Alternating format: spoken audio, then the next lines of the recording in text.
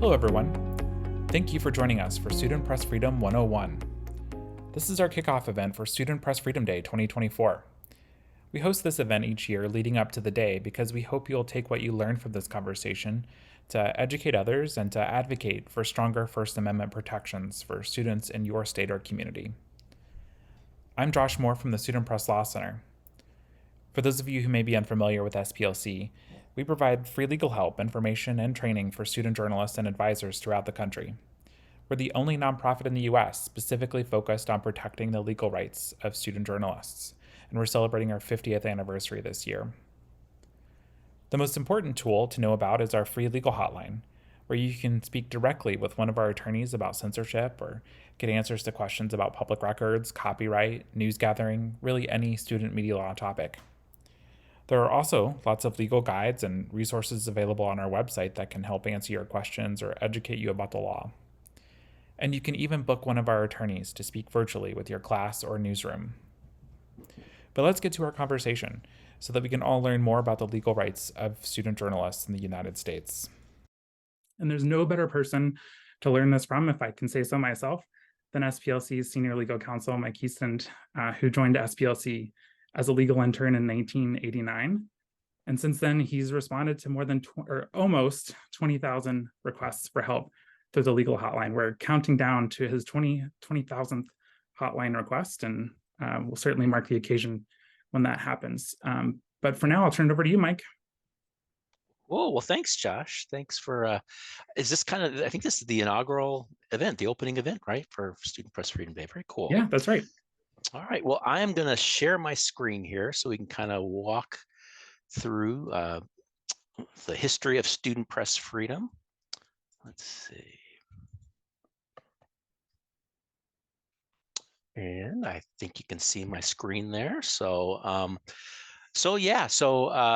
Josh has kind of told you a little bit about what we do here, so I won't spend a whole lot of time repeating his efforts. This is the front page of our website if you haven't visited our website yet, but the little circled item there is just hit the Get Legal Help, and you'll be taken to our hotline, where myself or one of my colleagues will read your questions very carefully, and you can either just ask for an email response, or you can set up a phone appointment. We're happy to call you back and talk with you. All of the services that we provide here at the Student Press Law Center are free. In most cases, you can get help within about 24 hours if you need that. So please do take advantage. We're going to talk about censorship and the First Amendment and press freedom today. But as Josh mentioned, we pretty much cover every sort of media law question that comes up. Student journalists have all the same sorts of legal issues, as our professional counterparts, but we are dealing with all this stuff in this kind of wacky, crazy environment of a school sometimes, which complicates things. So please do take advantage of our assistance. As I like to say, we'd much rather keep you out of trouble than get you out of trouble after you have some issue come up or something. But today we are going to talk about press freedom, and I will say that really the number one reason that students have contacted us during our 50 years, pretty much, and it's been the case every year during those 50 years, is censorship. Censorship was the reason really for the founding of the Student Press Law Center in 1974. The survey that kind of concluded that a national center of student press law was necessary, determined that because the survey showed that there was just a lot of censorship taking place, and unfortunately that continues to be the case. So I'm glad you're here tonight. I think probably the best thing to do when we're talking about censorship is just, what are we talking about? What is censorship?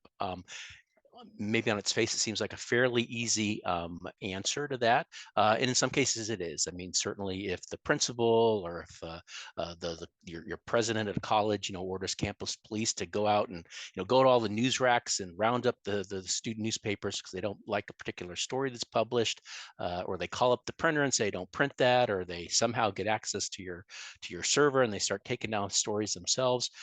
Clearly, obviously, everybody understands that that's censorship. But tonight, tonight I really do want you to think about censorship in a much bigger context, because really most of the censorship issues that we deal with are not that we do definitely deal with some of those really clear-cut sort of cases, but in many cases it's more kind of what I call like indirect censorship as opposed to that direct censorship. And when we're talking about indirect censorship, we're talking about pretty much any action that's taken with an effort to control content, to punish content, to control content, to manipulate content. If the motivation for any sort of action that school officials, student government officials, or others take is content related, courts have said they're willing to take a look at that. So, certainly, if we've had cases where student editors have been punished, suspended, fired for things that they've written. We've had cases where advisors, I mean, unfortunately, that's a fairly common scenario, just because sometimes the laws protecting students are much more clear, and it's easier for school officials to go after their own employees. And so we see, a lot of advisors out there being targeted. Another really common way that censorship takes place is through kind of the power of the purse, where they use the budget, use the money that they might be providing you as a lever, as a weapon in some cases. I mean, we've had cases where students have been told, after they published a story that for whatever reason ticked off school officials, they've been told that, hey, guess what? The funds that were going to pay for your trip to, the national conference or something, they have disappeared. Or that new computer that you wanted or the printer that you wanted, that money is no longer available. Courts have said that if you can show that the reason that they have, made that money for your new computers disappear, the reason they're doing that is because of content, because they are unhappy with the things you published or trying to somehow control what you publish in the future. Courts have said they will examine that and address that as a censorship issue. One thing that's not censorship, at least when it's done in the spirit of editing, student editing is not censorship. Where you have decided not to publish a particular letter to the editor, where you have decided, that a comment that comes in on your website about a particular story is just not the sort of comment that you want to have associated with your paper or that you feel comfortable with, and you get rid of that. That's editing. And student editors, there, as we're going to talk about just a second, you're not state actors, you're not government officials. And so there is no First Amendment censorship problem there. Self-censorship, on the other hand, is when you do something not because it's editorially appropriate to do something, but because you are afraid that somebody else might censor you. If you are afraid that the principal is not going to like your Me Too story, and they would not let you publish it, if you are the ones to say, okay, they're probably not going to let us publish that, even though it's newsworthy, even though it's something that our readers really, ought to know about, we're just not going to publish it. That's self-censorship, and that definitely is. It's not censorship that violates the First Amendment, but it definitely is a form of censorship that we see. It's a pretty insidious form of censorship. Now, I know that we did have a few students and folks from private schools registered tonight, so I do want to just kind of point out the distinction, because it is an important distinction between public and private schools. And it comes from the First Amendment. So when you read the First Amendment, it starts out, Congress shall make no law, abridging the freedom of speech or of the press. What lower courts have said in interpreting that is that in order for the First Amendment to kick in order for the First Amendment to be used as a defense against censorship, there has to be some sort of state action. The First Amendment only prohibits censorship by government officials, by what we call state actors. I have my little famous Save the Whales example I always give here to kind of prove that point. So if you love whales, you got your placard out, you're in front of the school, with your sign there, and I see you, and I hate whales, and so I walk over and I rip that placard out of your hands, crack it over my knee.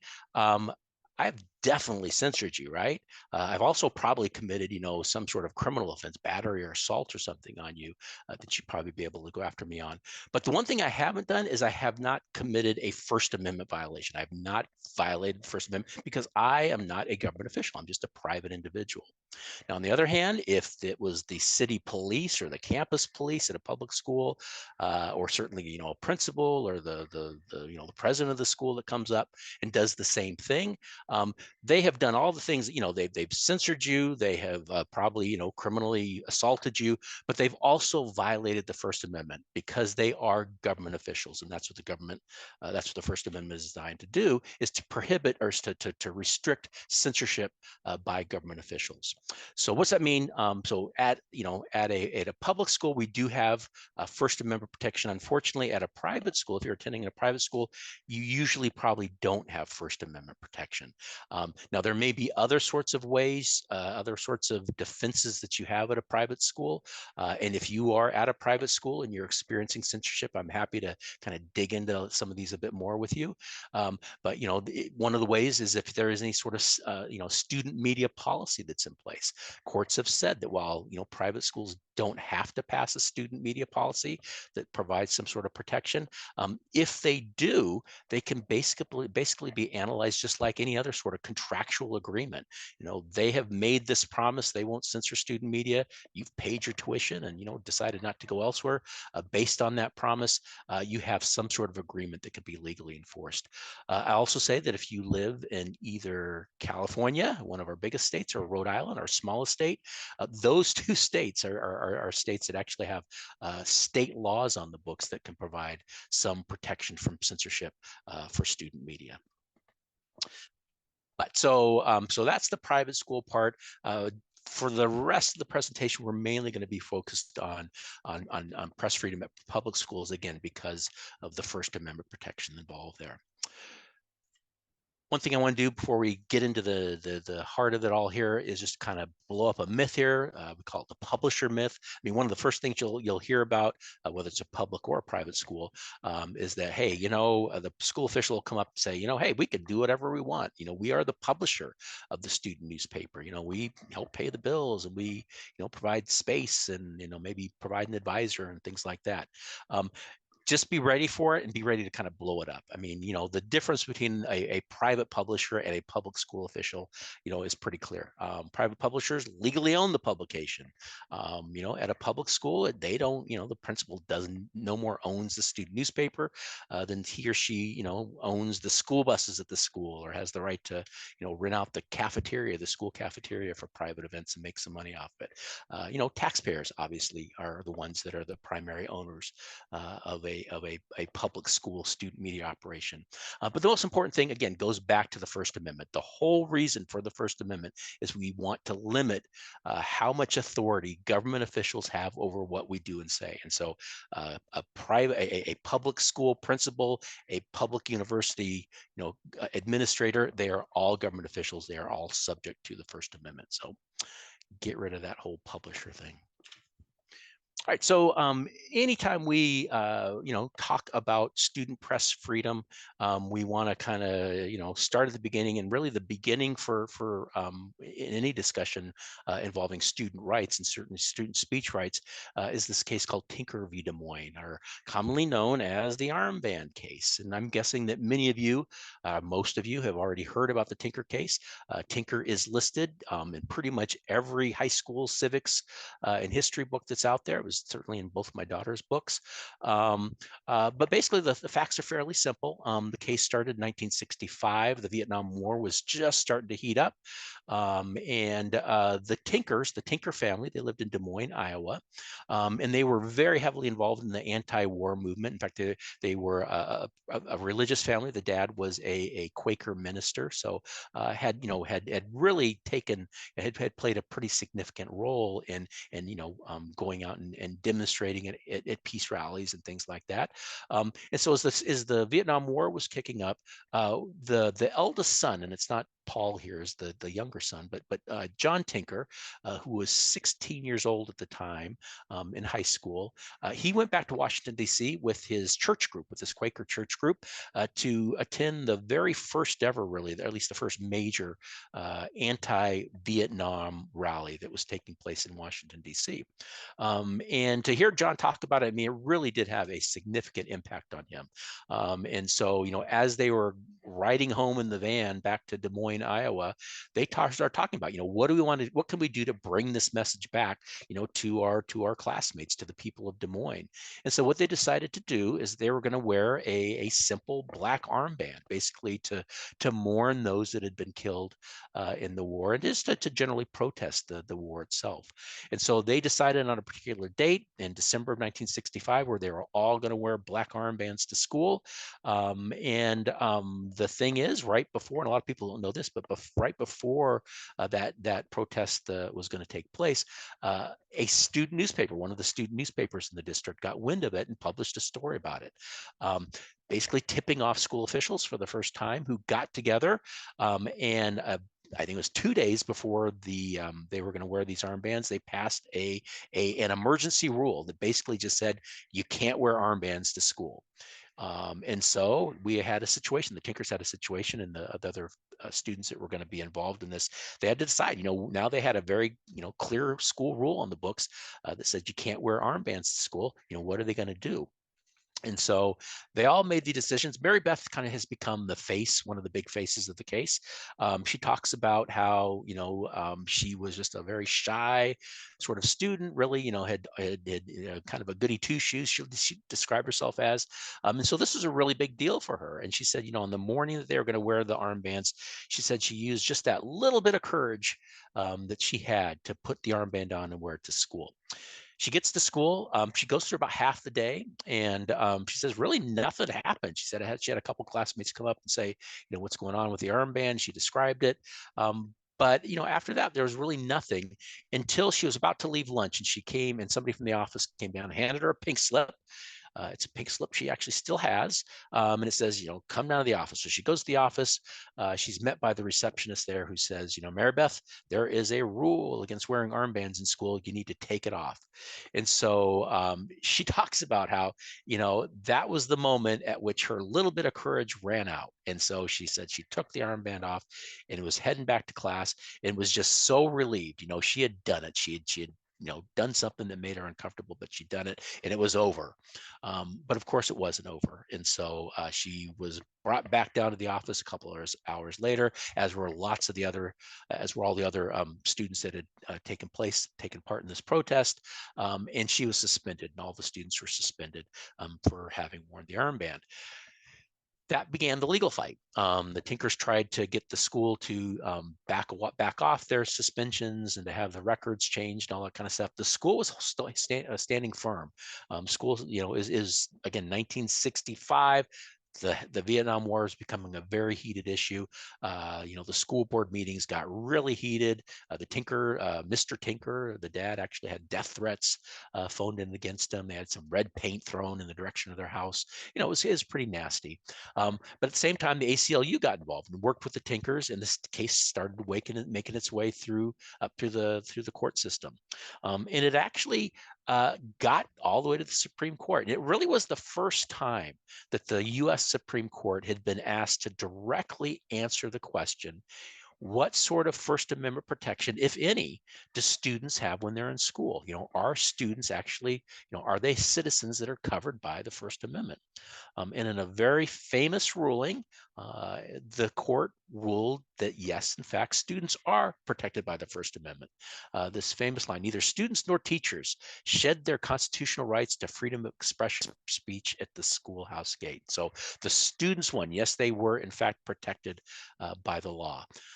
Now, it wasn't a slam dunk. There was some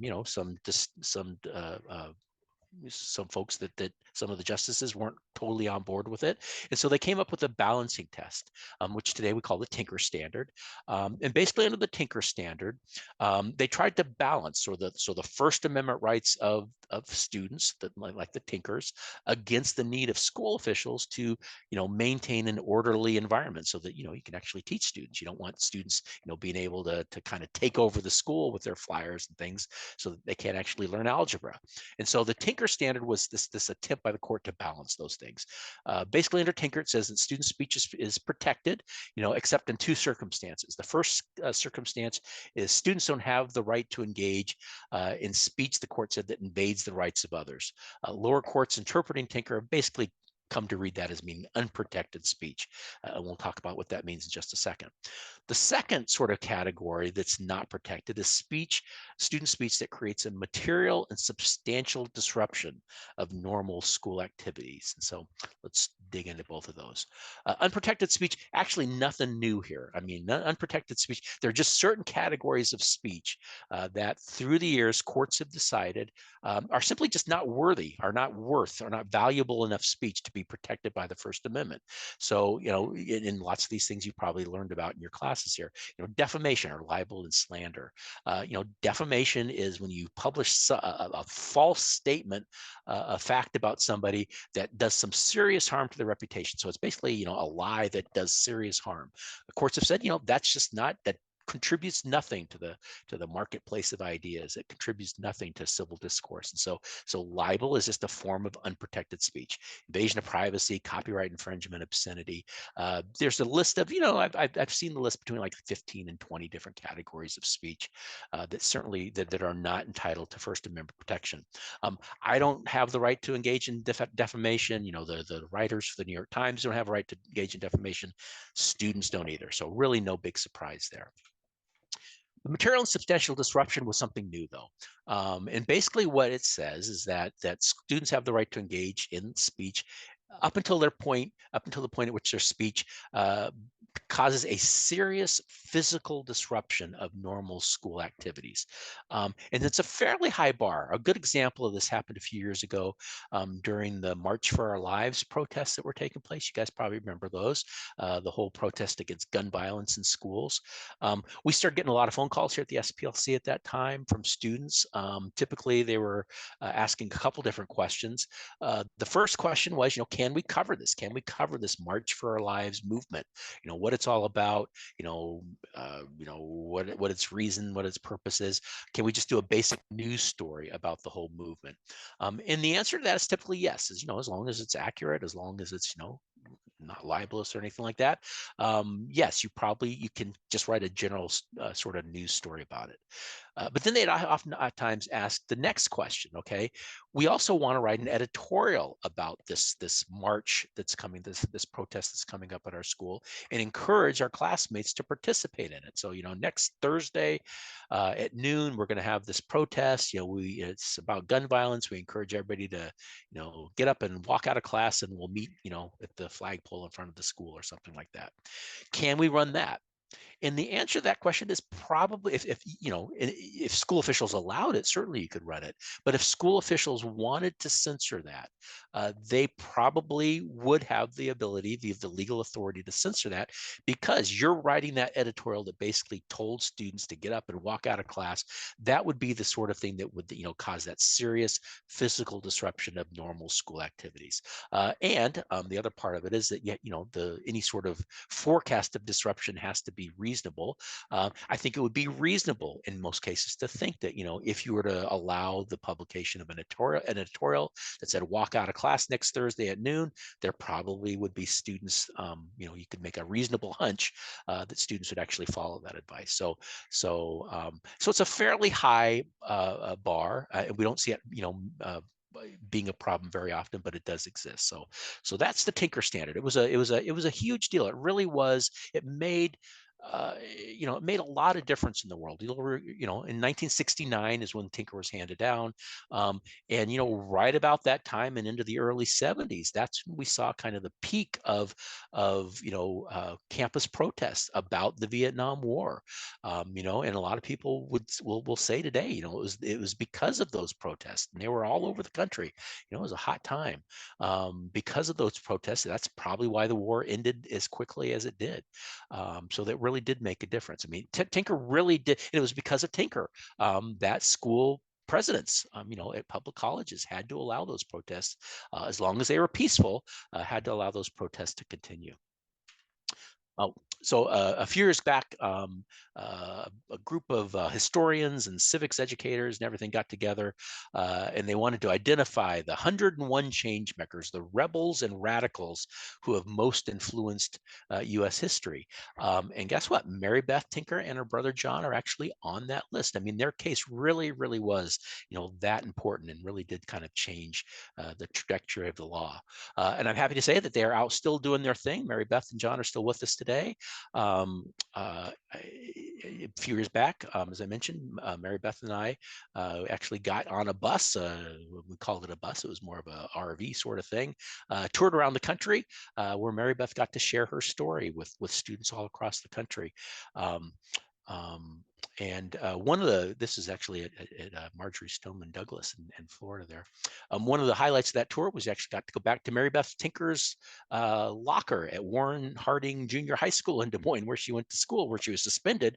And this time, instead of being suspended, they actually dedicated her old locker, and now it's known as the Tinker First Amendment locker. So one of her big things is, just using that little bit of courage that you have sometimes, can change the world. So pretty cool there. So between 1969, when Tinker was handed down, in 1988, we saw lots of different cases. We saw, pretty much any student speech, any case involving student speech, within the first line, you saw a cite to the Tinker case. So we saw, cases handed down, lots of student media cases, lots of, there were cases involving student theatrical productions, the right of students to pass out flyers or to stand up and talk while on campus. Pretty much any student speech case that came about, Tinker was the law. And in most of those cases, again, because of the high bar, as long as the speech was lawful, and as long as it was peaceful, it was protected. It had to be permitted. We saw lots of cases at that time involving college press freedom. Now, I will say that the very first college student press case actually was handed down 2 years prior to the Tinker decision. Basically, in that case, took place at Troy State University in Alabama. The student newspaper there had wanted to run an editorial that was critical of the University of Alabama for some action they'd taken, and school officials said no. And in fact, they took the paper and were trying to get them to publish some article on raising dogs or something like that in its place. Instead, they just printed a blank space and said, the material was censored. But they also ended up taking the school to court, and the court came down and said that, what? State school officials cannot infringe on their students' right of free and unrestricted expression. It ruled for the students. It said it recognized that student editors at a public college university had a degree of First Amendment protection. Now, after Tinker was handed down, and we now had a Supreme Court decision they could point to, we saw a lot more of these sorts of decisions. Typical of the decisions we saw at the college level was this case, Joyner v. Whiting, where it kind of listed this laundry list I like to talk about. We have kind of direct censorship and indirect censorship, and they made clear that we're going to look at all sorts of censorship. That you can't you can't suspend editors, suppress circulation, withdraw financial support. We're going to look at all of those things, making it very clear. I mean, the law really was at a college, school officials had to keep their hands off of students, of student expression. It kind of reached its heyday, I'd say, its peak in 1986. We had a case coming down out of Nebraska where the court just said, basically, hey, the campus newspaper at a college, a public university, is entitled to freedom of the press. I mean, basically, they just said they have the same free press protections as anybody has, as the New York Times or the Washington Post have. And school officials need to respect those sorts of rights. So at the college level, we have some really good law that makes clear, that school officials really do need to leave all editorial decisions to student editors and stay out of the way. So that was, things were cooking, things were looking good between 1969 and 1988. And the reason 1988 is listed is because that was the next opportunity the Supreme Court took to get involved in another student media case. In fact, this was this was the first Supreme Court case specifically involving, a student media, a high school student newspaper. The case came out of Hazelwood East High School. It's a high school just outside of St. Louis, Missouri. The student newspaper there was called The Spectrum. Now, this case all started in the 1982-83 school year. And when you hear some of the students involved at the time talk about it, they will say, the Spectrum, when they came on board, was one of those kind of, PR sheets for the school. It was kind of a lot of rah-rah, school's doing great. We got a great dance coming up. The football team's doing great. Just lots of stuff. They said they spent a lot of time reading or putting the stuff together. Then they'd see lots of their newspapers just in trash cans. I mean, because it wasn't they felt providing the sort of information and news that their classmates would want. So they wanted to change that. And so during the 1982-83 school year, they got together and said, we are going to publish a special edition. Basically, we're gonna, let's think of some issues that are most important, news issues that are most important to our classmates, and talk about it. So the issues they wanted to talk about in this special section was teen pregnancy. Hazelwood East High School had one of the higher teen pregnancy rates in the state. In fact, they actually had daycare available on campus for students. And so they said, let's talk about that. What sort of things are available? Let me just make sure somebody's not sending me that needs something here. Nope. And so they did this story on teen pregnancy, and in the corner there, they also did a story on the impact that divorce had on students. And so they spent a lot of time writing these stories, several months, in fact. The person that wrote the teenage pregnancy piece, talked to multiple sources, lots of mental health officials, medical people, social workers, and they also talked to a number of students at the school that were pregnant and got their take on it. In fact, I think that's probably one of the reasons that the school, didn't like the pieces, because they interviewed 4 students at the school. 3 of the 4 students kind of gave the typical response. Make sure this is not Josh trying to get in touch with me here. No, it's not. Okay, sorry. My phone is buzzing here. And so so 3 of the 4 students were the type of interviews that you typically see in these stories. That, boy, I love my baby, but man, being a parent is hard work. I wish I'd waited. I wish that something, this hadn't happened. The 4th one was a little bit different. The student they talked to said, what, being pregnant was the best thing that ever happened to me. I've always wanted to be a mom. This has brought my family closer together. It really has been generally it's been hard, but it's been a generally positive experience. Well, when the principal got that and read that piece, he basically freaked out. I mean, and honestly, when you read the depositions in the case, that's about the most accurate way to describe the principal's reaction, is he freaked out. I mean, he had not seen this sort of stuff in the previous Spectrum. It was something entirely new, and he didn't think it was appropriate. In fact, that's what he said. He said that publishing a story about teen pregnancy in a high school student newspaper is inappropriate. It's just not something. It's not a topic that belongs in there. And so he ended up, didn't talk to the students. He said there just wasn't time to talk to the students. Ended up pulling the article from the newspaper. And, the first time really that the students found out that their piece had been censored is when it came back from the printer, missing, that whole piece they'd worked on, that whole section they'd worked on for so long. And so Kathy Kohlmeyer was one of the main students involved there. Just like in the Tinker case, they tried to get the school to reconsider. Now, keep in mind, this is in 1982. This is after Tinker. And my understanding is, I wasn't at the SPLC at the time. My understanding is they did call our center and they asked for help. We're being censored. What do we do? This would have been a very simple case. I mean, honestly, you'd read the case, you'd read the stories. Is there anything in those stories that was unprotected speech? And no, there was nothing, nothing libelous, nothing that invaded privacy. They were careful not to name names and things like that. It was a legally clean piece, so it passed the first prong. Would this be the sort of story that would create a material and substantial disruption, a serious physical disruption of the school?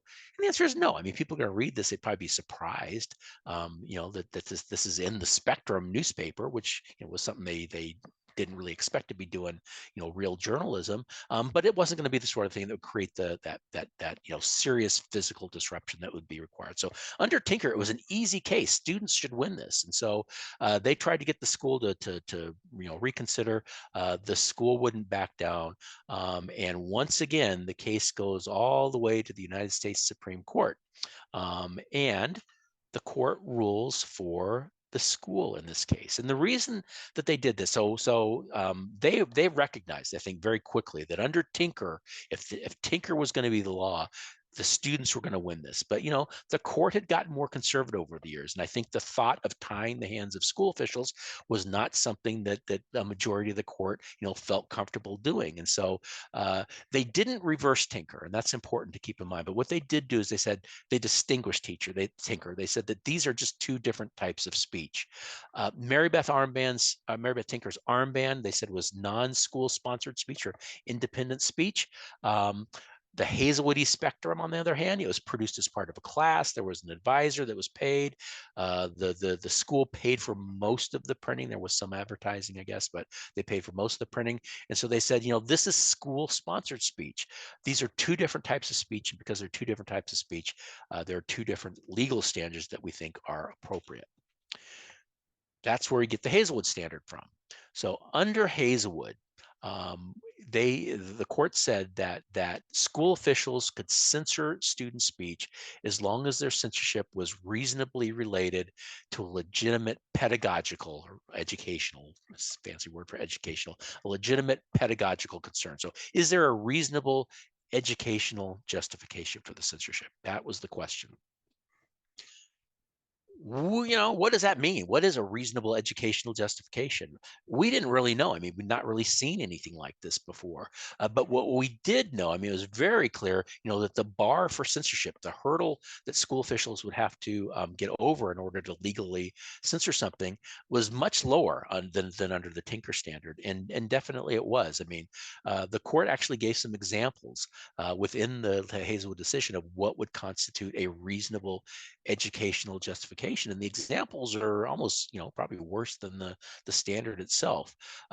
They said, and these, you'll notice these are all in quotes because this is taken directly out of the Supreme Court decision. They said that school officials can censor speech where they determine it's poorly written, biased or prejudiced, ungrammatical, or my favorite one, speech that school officials could censor speech where they determined that it was, quote, inconsistent with the shared values of a civilized social order. I mean, it's just nuts. It really is. It's just kind of, we hadn't seen this sort of language in a First Amendment case, and in most cases. So it was something unprecedented. But one of the questions that was left open with the Hazelwood case was, what about colleges? How does this impact colleges? Hazelwood was a high school newspaper. Did this impact colleges? Well, I mean, good news and bad news. Mostly bad news. I'm really ticked at the court. I mean, because they punted. I mean, they effectively punted. They said that, in a footnote in the case, they said, we need not now, decide whether the same degree of deference is, the same standard is applicable to college student media. So they punted it. They left the question open. And we knew it was going to happen. It took a while, but we knew it was going to happen. We saw a couple college cases come down the pike where they tried to argue that Hazelwood was the appropriate standard. The first case was Kincaid v. Gibson in 2001. And that was followed by another case out of Illinois called Hiestand v. Carter. And they came to two different conclusions. So in the Kincaid case, and I still, when I look at the when I think back to the facts of this case, it's just crazy. But this is the student yearbook at Kentucky State University. So it's called the Thoroughbred Yearbook. And you'll notice that the cover of the yearbook is purple. Uh, and that, in fact, was one of the listed reasons the school gave for censoring the yearbook, and basically, and not basically, locking the yearbook up in a closet at the school, not distributing it. One of the reasons they said, because the color of the cover was purple, and our school colors are, green and black or something like that. They said that's just not right. The other reason they censored the yearbook at this college was they said that it contained a current events section, things that had happened during the year. They said, you know what, a student yearbook ought to focus just on things happening at the school, not recognizing that pretty much every yearbook in the country has this current events sort of section. So they locked these yearbooks up, and they argued that it was Hazelwood that gave them the right to do that. Now, I will say, the very first case, the district court to hear this case actually ruled for the school. They said that Hazelwood was the appropriate thing. It got to the Court of Appeals. The Court of Appeals also had some issues before they finally got their act together, and in a really powerful decision in 2001, rejected the Hazelwood claim. Hazelwood is not appropriate in the college setting. The university environment is the quintessential marketplace of ideas, is what they said, which merits full or heightened even more First Amendment protection than it would in other places. So we had a really good victory in the Kincaid case at the college level. We hoped that would be the end of it, but it was not. A few years later, we got this next case called Hiestand v. Carter. It took place at Governor State University, which is a university just outside Chicago. And basically, the paper there was called The Innovator, and it was not a very good student newspaper. I mean, it was put together by former student government officials at the school who were just ticked off by a lot of the things that were happening at the school, and there was a lot of garbage that was taking place at the school that needed to be covered. Unfortunately, the journalism itself wasn't great, but they were definitely pointing things out and getting under the skin of school officials there, getting under their skin to the point where a school official actually did call the printer of the paper and said, "You are not to print any more issues of the Innovator until some school official comes down and reads it and okays it for publication." So wow, that's direct censorship. That's an easy one there. So the problem in this case is that, I mean, under Tinker, I mean, clearly, and under any other the laws that existed at the time, this is just outrageous. I mean, we've never seen this sort of thing except in the Kincaid case, I guess. But the Attorney General in Illinois actually started arguing that, Hazelwood is the appropriate. We have this new, Supreme Court case, and we think Hazelwood is the appropriate standard for colleges. And unfortunately, in this case, we got to the Court of Appeals, and the Court of Appeals agreed. The case is still on the books. Hazelwood provides our starting point, is what the justices said. So now the Hiestand v. Carter decision, it's a decision out of the Seventh Circuit, the Seventh Federal Circuit Court of Appeals. That Court of Appeals covers schools in Illinois, Indiana, and Wisconsin. And so, if you're in one of those three states, we still have this case on the books. Now, I will say, and we'll talk about this in a little bit more detail in just a second, but within it was the year or pretty close to the year after this Hiestand case came down, Illinois lawmakers said, "Wait a minute, you have gone way too far here. We do not want this to be the law, that covers, what our college student journalists are allowed to talk about." And so they actually passed the state law that gave back to students pretty much the protections they had prior to the Hiestand case. But we do have this case that's on the books. I will say, thankfully, that was 2005. Is now, many years, 19 years later, we haven't seen other cases follow this. So, it still is on the books, but thankfully, it doesn't seem to have launched a lot of other sort of challenges like this. But back to the Hazelwood case itself. I mean, like I said, we didn't know exactly what it meant. We knew it was bad, and definitely it has been, a nightmare for a lot of schools. In 1988, when the Hazelwood case was decided, our hotline, we just kind of measure this by our hotline calls. Our hotline, we are getting a little over 500 phone calls a year from students seeking legal help. within the 2 decades later, within by 2008, that number had gone up to close to 2,500 calls. So kind of quintupled in that period of time. So Hazelwood really has had a significant and negative impact on a lot of student media programs out there. Um, don't want to leave you on a bad note there. I mean, it's really important to remember that Hazelwood is limited, and it's become even more limited as the years have gone by and as technology has improved. Hazelwood only applies again to school-sponsored speech. Tinker is still good law, so any sort of non-school sponsored speech, Mary Beth could still wear her armband to school. Uh, so any sort of non-school sponsored speech is still protected. And in 2024, unlike 1988, where everything was print and school officials, had a lot more leeway. In 2024, I mean, there's, most of our speech is probably non-school sponsored speech. There are just so many, amazing sort of speech tools out there that allow students to get their word out in ways that just weren't available in times past. In 2021, you'll remember, maybe some of you heard about this case, the F-Cheer case that came down from the Supreme Court, basically where they just kind of reinforced this idea that once students are off campus, once they're not involved in school-sponsored activities, their speech is entitled to fairly significant First Amendment protection. So Hazelwood does not apply to schools to non-school sponsored speech. Hazelwood also doesn't apply to speech that qualifies what we call public forums.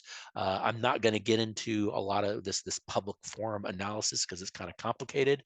In fact, judges screw it up all the time, but basically just says if you operate under either a policy or a practice of allowing student editors to make their own editorial decisions, then that policy or practice trumps Hazelwood, and you get out from under Hazelwood. The other thing is that the Hazelwood standard has been read by some courts to actually have some teeth. Inconsistent with the shared values of a civilized social order. Apparently that means something to some judges. In fact, there was this really big case, a big case for us in the student media world in 2004 out of Michigan, Dean v. Utica Community Schools. I'm not going to go, if it was just for high school kids, students, I'd go into a longer discussion on it, but just briefly, the student newspaper there had published an article about a lawsuit that had been brought against the school. And it was just the Arrow was an award-winning student newspaper. They did really good journalism. And this was an example of that. I mean, it was just a straightforward news story about this lawsuit being filed against the school district. For whatever reason, school officials just freaked out. They really allowed the Arrow a fair share of editorial, freedom up until then, but this, they felt, crossed the line.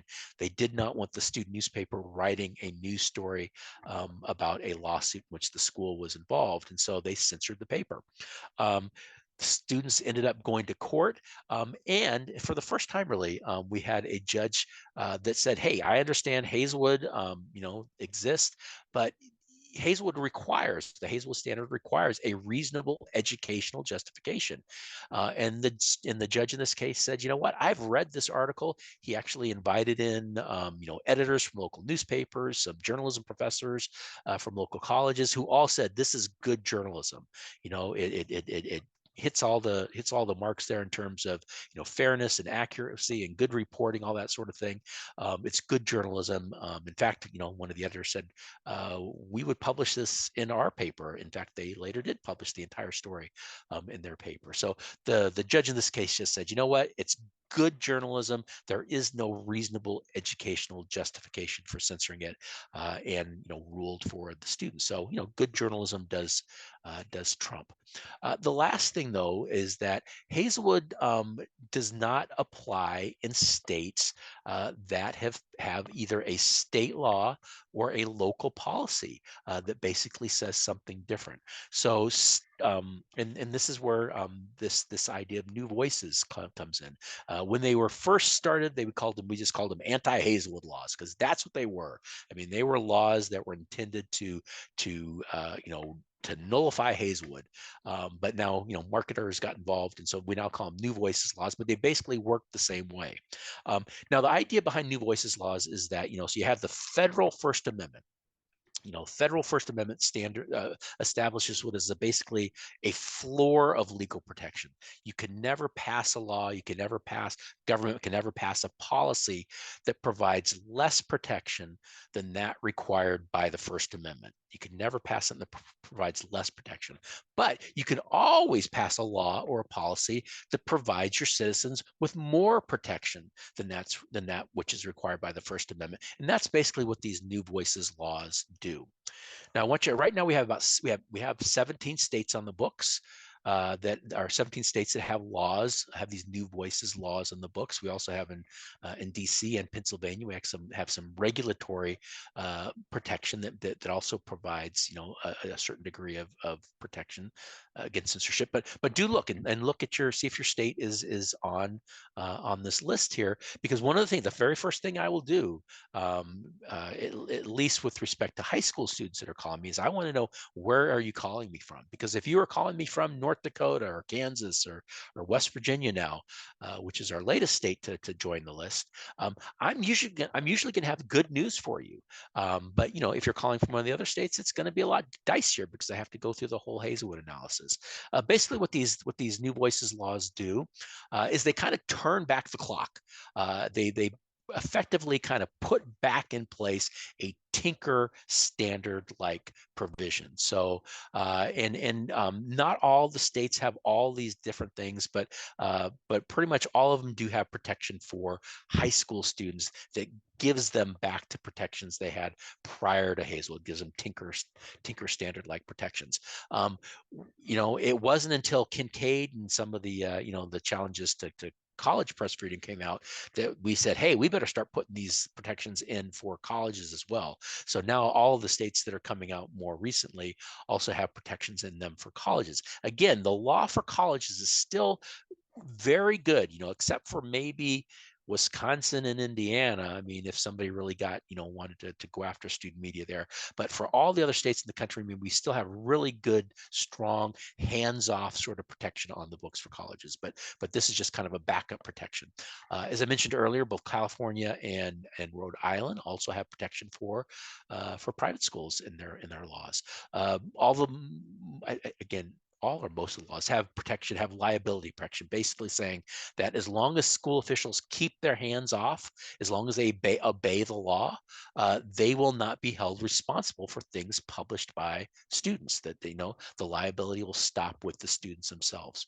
The last thing it has is, in many cases, not all, but many cases, is this job protection for advisors, basically just saying that, look, if advisors stand up for their students, if they basically respect the law, they allow their students to publish lawful, non-disruptive material, you can't do an end around the student's protection and go after the advisor. You can't retaliate against the advisor for things that their students have published. So these laws are just so important. And again, if you call from the state with the New Voices law, I'm usually going to have good news for you. If you are not in one of the states with a New Voices law, you can get the same sort of protection by getting either, if you're in high school, a district policy passed. If you're at a college, if you feel that's necessary, you could probably get a board of directors policy or whatever sort of policies on the book there, a student media policy, basically protecting student rights. And again, those are going to work similarly to the New Voices laws, but they're going to be much more, locally based there. And then finally, so what do you do if you get censored? This is a much abbreviated sort of version of a longer checklist I have. But the most important thing, definitely on the list, is practicing sound journalism, doing good journalism. I mean, it's so much easier for me, so much easier for you, so much easier for everybody that cares about free press, to stand up and defend a well-researched, well-reported, well-written article, than it is to try to defend something that's full of grammatical errors and inaccuracies and things like that. publishing good journalism, especially publishing good journalism in 2024, where we have lots of different ways of getting your message out there. It's just the key. If you got a good, if you've published good journalism, we will get your story published. I mean, there are ways to get your message out there. I give school officials, a much shorter leash these days than I used to. In the past, we fight them tooth and nail to try and get them to turn around their censorship decision. Now we just simply say, hey, we're just going to go to somebody else and have them publish it, and then also publish about the fact that you've censored it, which makes everybody want to read the story anyway. So practicing sound journalism is number one reason, and then knowing your rights, which hopefully you've gotten a little bit better sense of what your rights are today. If you still have questions, I encourage you, as always, just to go to our hotline and send me a question, and we can always talk about it more. So that is the end of my presentation. I'd like to see if Josh wants to come back on, because this was the inaugural event of Student Press Freedom Day for 2024. But we got lots of other things that are coming up. Yeah, thanks so much, Mike. And first, I want to say, if anyone has any questions for Mike, feel free to drop those in the chat. And while you're doing that, I'll talk a little bit about what's coming up next. We have an op-ed boot camp where student journalists can learn how to write op-eds about student press freedom and advocate for their own rights. That's with our board member, Stephen Holmes, veteran journalist and Pulitzer Prize winner. And then we have a lot of other opportunities in the next couple of weeks, both skills building workshops and just discussions about the challenges that student journalists, both at the high school and college levels, face. And so generally how we approach Student Press Freedom Day is we have these kind of skills building and panel conversations leading up to the day, so that student journalists and advisors and anyone else who wants to can host their own events or do their own activities on the day of Student Press Freedom Day, which is February 22nd. That's two weeks from today, actually, on Thursday, February 22nd.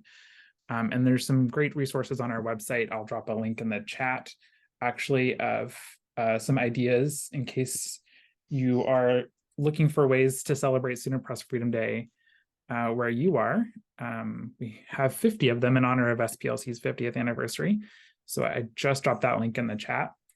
And then I'll also drop the link to our events page, which has the registration and more information about all of those events that was on that slide. So we hope that you'll join us for other Student Press Freedom Day events over the next couple of weeks and help us kind of elevate the profile of student journalists across the country, celebrate the contributions that they're making to their communities, and also to highlight and take action to improve the landscape and address the censorship that they face. So again, anyone has a question, you're more than welcome to put those in the chat. But seeing none so far, I think that we could probably call it an evening. And you could always get to us through the hotline. So if you have those questions, you want to just talk one-on-one, happy to help there. There we go. All right. Well, thank you all again so much for joining us for this first event for Student Press Freedom Day. I learned something tonight, and I hope everyone else did as well. And I have to ask you what you learned, Josh. We're done later. Yeah, I always learn something about Mary Beth Tinker and the armband case, because you have so much familiarity with Mary Beth and spending a year on the road with her, as you shared with folks. So again, we thank you all for joining us, and we hope to see you around for something else for Student Press Freedom Day.